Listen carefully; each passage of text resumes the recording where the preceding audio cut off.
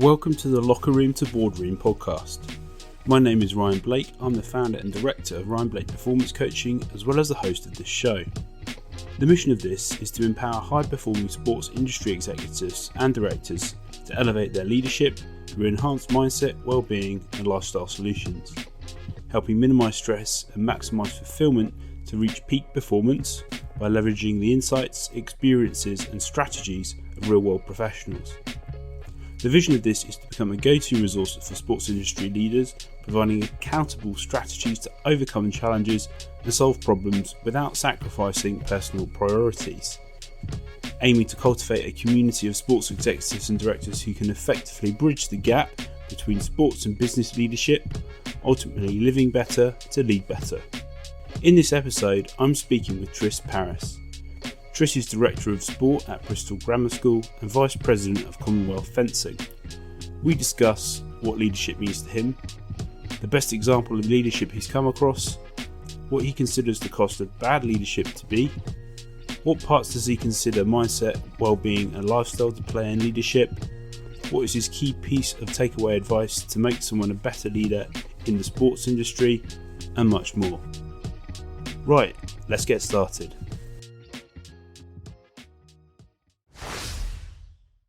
Tris, welcome to the show. It's a pleasure to have you on. Please, can you start by telling the listeners a little bit about your professional background and experience, please?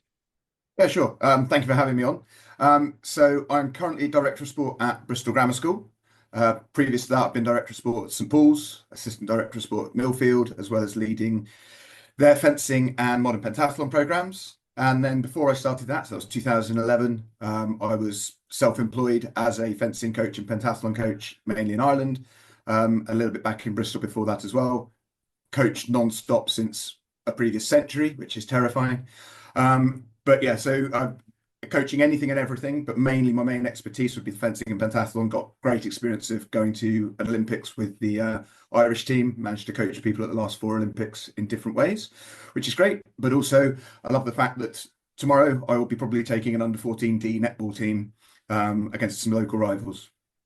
Brilliant. Well, thanks for that. And just based off your experience and all the different environments you've been in, what does leadership mean to you?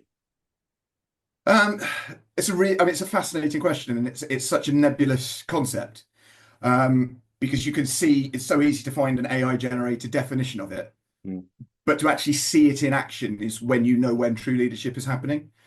For me, I think you see leadership, it's about trying to understand a bigger picture, have a longer term goal, understand where your organization, especially a sporting team or a sporting organization, is trying to get to, but then simultaneously be able to manage the next day steps and the people behind the next day steps. It definitely means talking to people. It definitely means listening to people, because without the people behind your team, doesn't matter what you are as a leader. You've got to be empathetic. You've got to hear what they're saying. You've got to be available to them. But at the same time, you still got to keep that long-term goal in mind and see if you can get your team coming together to all strive towards the same goal, even if frequently, even within an organization, their individual goals might actually conflict with each other, which I think within schools, universities especially, when you're looking at creating good sporting legacies and teams and cultures, is one of the toughest bits to work out as a leader. Sure thing. It's so multifaceted, isn't it? In it for the individual or the individuals and the environment and the environments. And I think that it's working out. There's so many stakeholders within any sporting environment, because obviously you've got whoever you're actually coaching and teaching. You've got the people who are doing coaching and teaching. You're trying to make sure that they're doing it in the right way. And nearly always, even Man United answer to somebody higher than them. So you're also managing up in terms of the communication, and frequently to the people you're managing up to are those who may not have the same level of sporting knowledge or passion as you. So communicating in all of those different directions can become quite hectic. But I think if you get that right, then you get that leadership and you get that one message coming through. Sure thing. So what would you say the best example of leadership is that you've been a part of or seen in your experience? It's actually one that I would always go back to in terms of like if I'm being interviewed even for jobs and things, one of the moments I saw true leadership first time was actually at Millfield. And I'll name check him because in case he watches it, but was from David Faulkner, who was director of sport there at the time.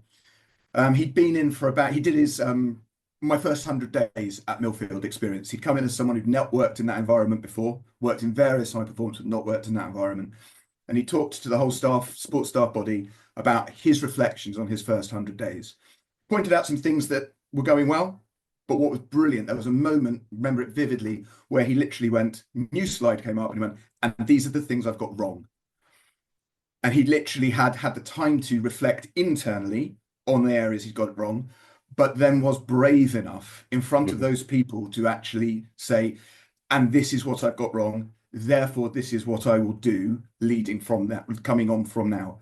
I realize that there are areas I assumed I haven't got those quite right, and therefore I'll continue. So that self-reflection, but then the bravery to publish that self-reflection meant I think he suddenly got colossal buy-in from a group of professionals who may have been skeptical that there was someone without specific knowledge in that arena initially.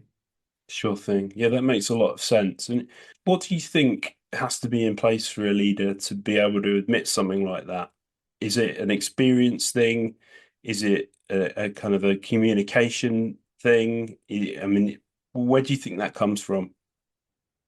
I think it comes from a lot of reflective practice, probably. I think it comes from a lot, especially if you've been involved in sport in any way, it probably comes frequently from having lost.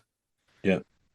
Because you learn so much more. So any single time you've gone onto a practice or you've gone into a game, a match, a tournament, and it hasn't gone right, you've got two options. You can blame everyone else, blame the referee, you can blame the conditions, etc. Or you take yourself away, you look inside, and then you understand, if you practice that skill, you go, okay, so that bit couldn't control that, I could have controlled that better, that's the next work on.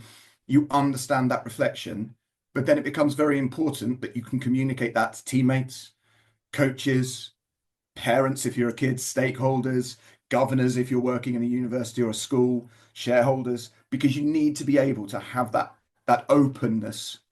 It's in the way you're leading and managing in all directions.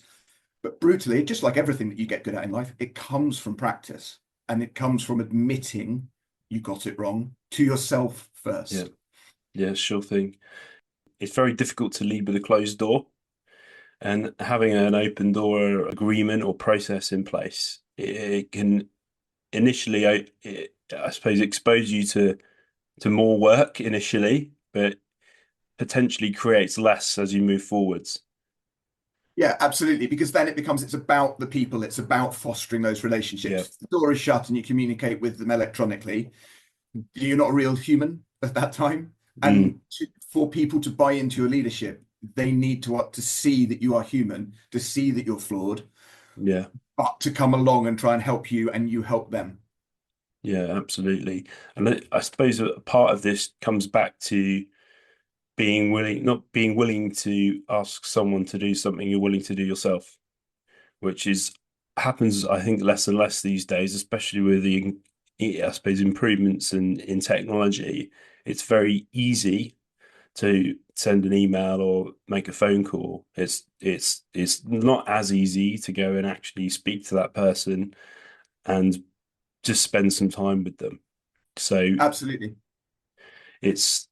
I guess it's about so many things, isn't it? Such a multifaceted area. So just to kind of flip the script a bit then, in your opinion, what is the cost of bad leadership? Well, I mean, there are a couple of ways of looking at it. Depending on where you're working, ultimately, especially those people you're managing up to, will see a cost in bad leadership in terms of money, brutally. Because, for instance, if you as a leader have lost the trust of your team, you may find that you're getting higher staff turnover. You're not getting as much buy-in. You're not getting as many people coming to your school, club, university, whatever it happens to be.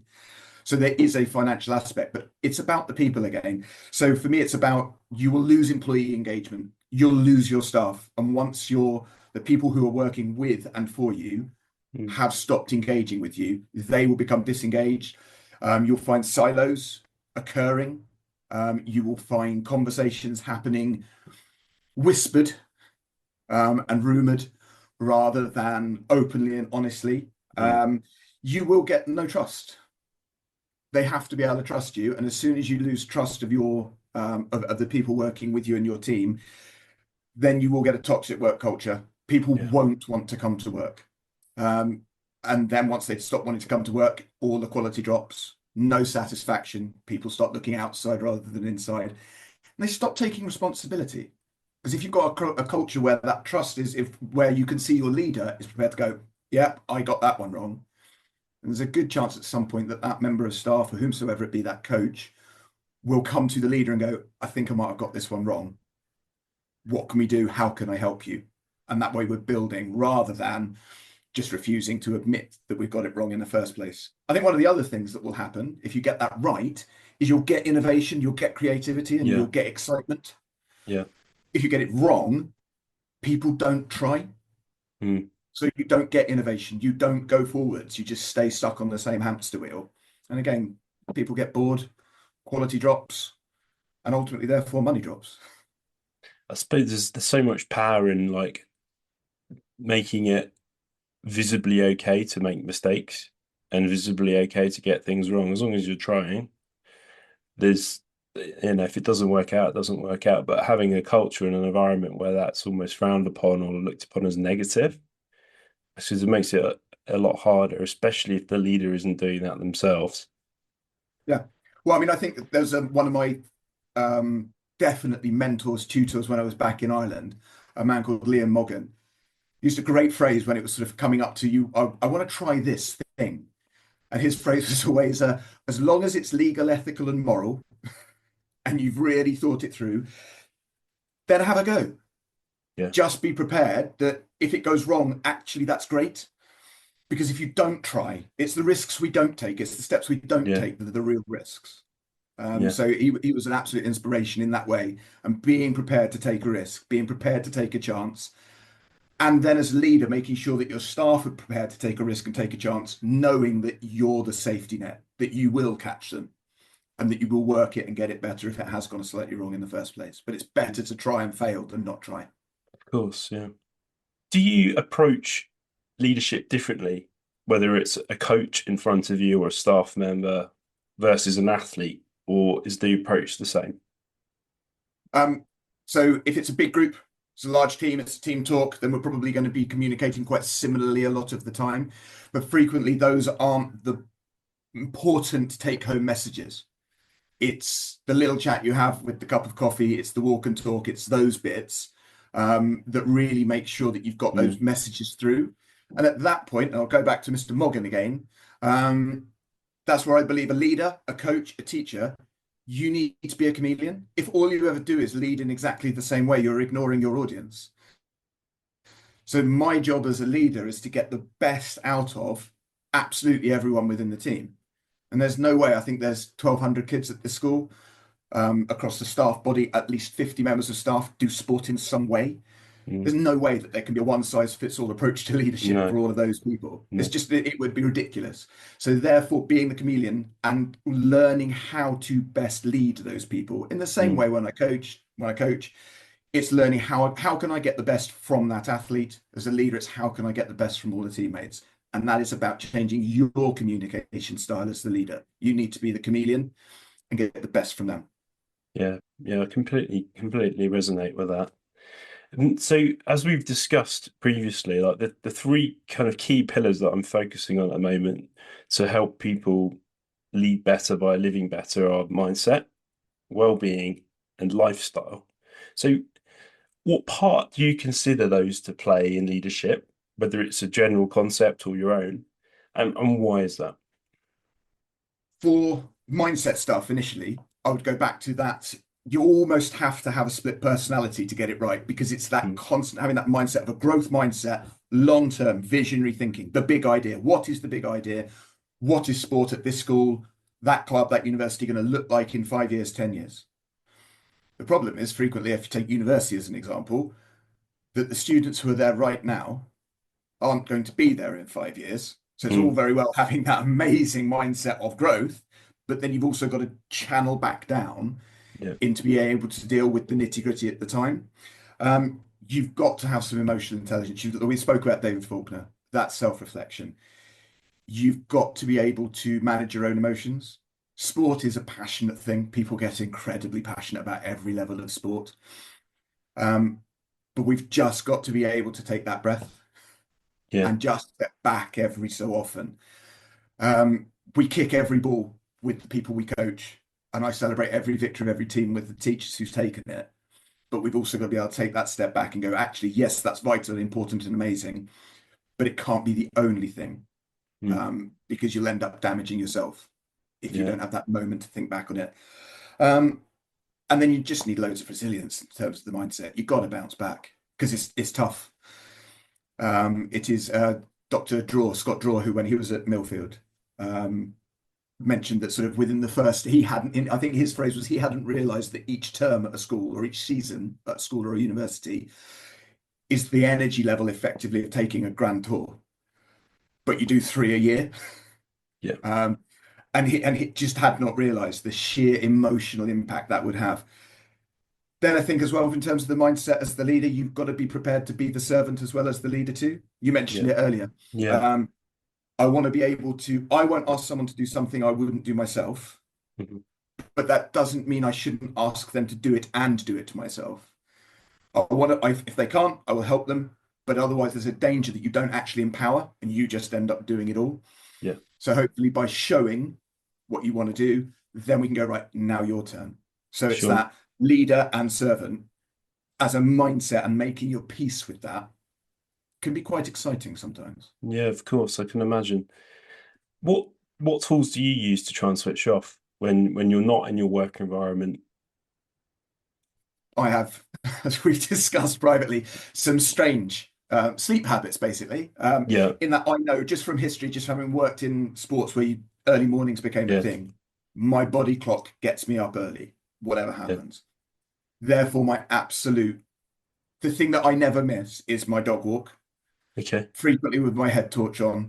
Yeah. When it is quiet, nothing in the ears, phone isn't with me, just walking and reflecting, being with the dogs. It's great because they're two things that give you unconditional love. Don't care how your day was. They just want to go for their walk. But for me, being outside is massive. Yeah. But then also, I think in terms of the switch off, being prepared, you drive to and from work becomes important, so that you don't take the problems from work home. But one thing I did get wrong a while back was I would transfer that as don't take any work home. So then I'm not communicating at home with my wife, with my family. And actually, it's important they know if you're upset. And don't do I'm not going to take this home, it stays in the car and at work. They are your support as well. Yeah, sure. So actually, sometimes it should go home. The frustrations should go home. But having done that decompression beforehand, so again, it's not emotionally raw, and you can just sort of talk it out with someone who is prepared to listen without judgment. So I think for me, those things, a friend, a critical friend, an emotive friend, could well be family. And for me, it's my walks. They definitely help me. And gardening, in all fairness. Fantastic. Yeah, I can completely understand. I mean, I'm the same. Just having that early start, and that I just find there's no other opportunity in the day to get that you time. So it's just making the most of those periods throughout the day where you can just take some time for yourself. And I mean, this is well documented and everyone says it, but it's not selfish. It's like selfless almost, because you're investing time into yourself so you can invest that time into other people. I mean, there's a lot of ripple effects in that, but brilliant advice there. Lots of golden nuggets for people to take away. Well, I mean, on that, I've got some of the high performing kids that I'm mentoring here. Yeah.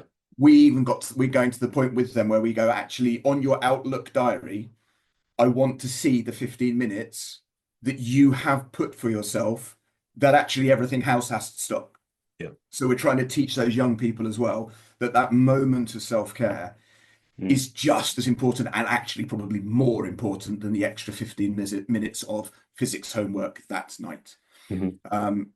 But it's one of the great things about things like Outlook is that you can schedule it for yourself. So literally in my diary, there are times which is blanked out for me to just go and walk around campus or something. and just get off sight and out of that brain.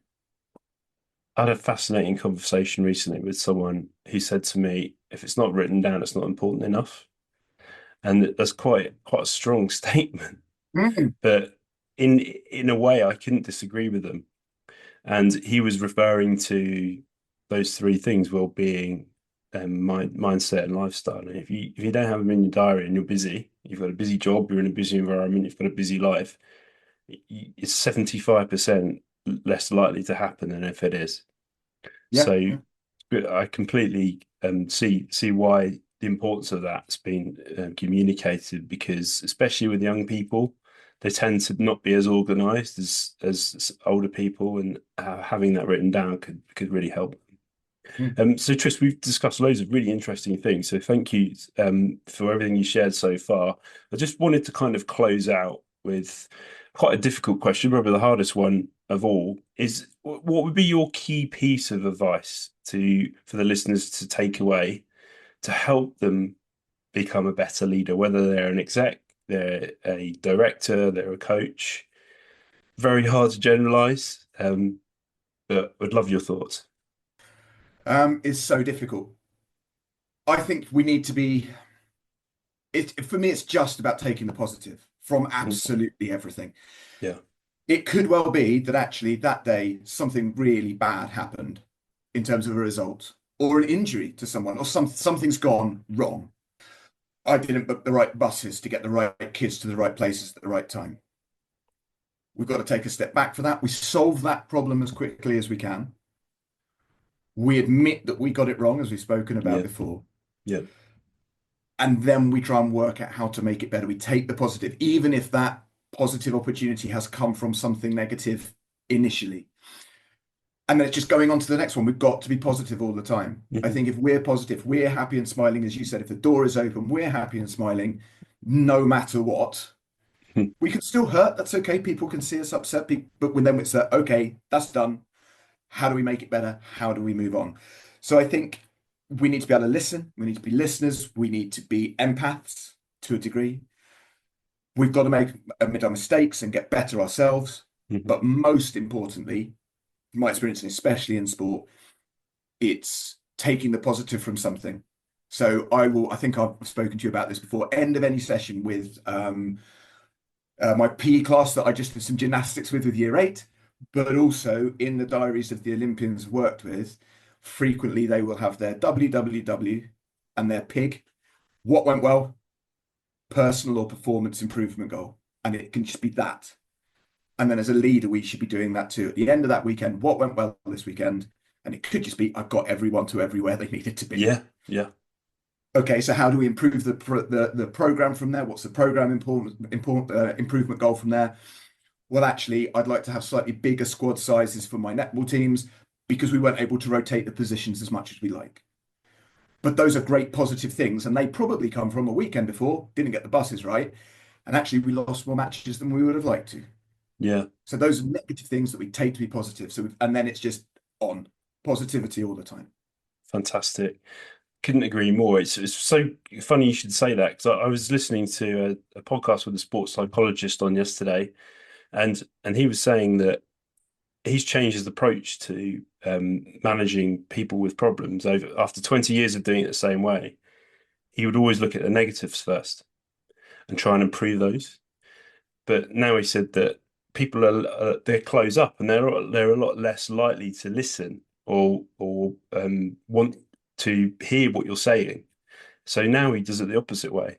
So the first thing they look at is, look, what's going well, what you're good at, what's positive, and it can completely change someone's demeanor and their guard. And then you can talk about the things that need to be improved, but later. We had someone come to do a talk here from High Performance Hockey, but she actually used an interview with Novak Djokovic, Right. where one of the things he takes is, I think about the things I'm very, very good at and I make them even better. Yeah. If it works for Novak, I think that's probably not a bad performance goal for a lot of people. No. Yes, there are things that we need to improve on that aren't very good, but take the things you're brilliant at Yeah. and become even more brilliant. Yeah. Go from brilliant to excellence. That's not a bad idea. Tris, thank you for the time, and really Absolute pleasure. appreciate everything you've shared. for anyone listening, I can put a link to Tris and his LinkedIn profile in the show notes, so you can see get a little bit more information about what he does. But Tris, again, thanks for your time. It was a pleasure to have you on. Absolute pleasure, Ryan. Thank you very much, mate.